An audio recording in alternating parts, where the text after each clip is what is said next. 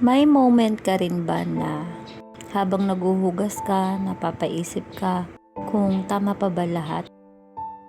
Hello guys! Another day na naman for voice over. Pero today, medyo real talk tayo. Kasi habang naguhugas ako kanina, napaisip na naman ako, tama pa ba to?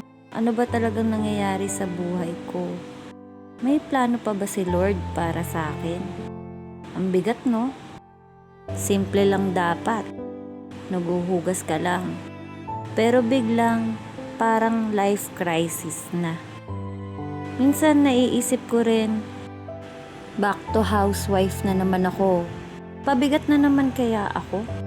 Ang daming tanong. Pero walang kasiguraduhan sa sagot.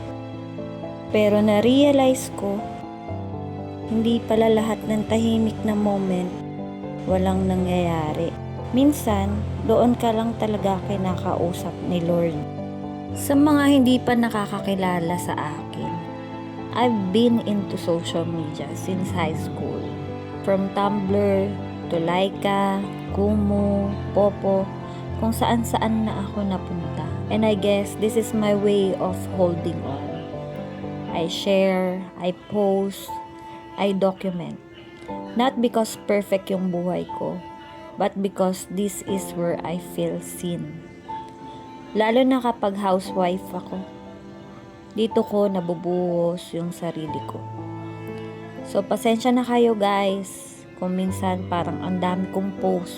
Hindi naman para magyabang, kundi dahil dito ako sumasaya. This is me. Still figuring things out. By the way, I'm Christine. And thank you. Kasi kahit saglit, nakinig ka. Fuck anyone that's bringing you down. Sweetheart, you're doing your thing right now. Good